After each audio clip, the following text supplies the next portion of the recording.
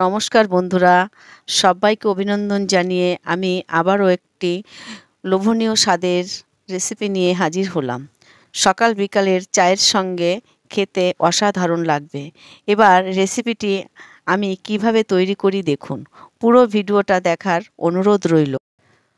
প্রথমে এক বাটি ময়দা নিয়েছি, তার মধ্যে পরিমাণ মতো লবণ, কিছুটা কালো জিরে আর একটু জোয়ান, 3 চামচ সাদা তেল দিয়ে ভালো করে মেখে নিয়ে দেখবেন হাতের মুঠোয় দলা হয়ে গেছে।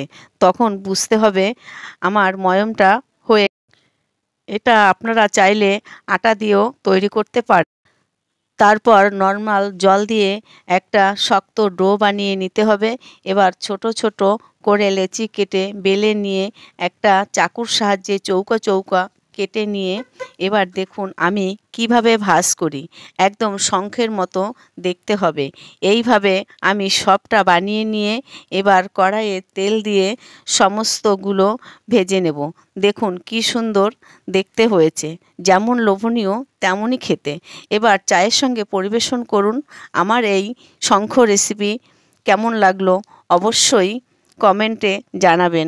ভালো লাগলে লাইক, কমেন্ট, শেয়ার করবেন। ধন্যবাদ।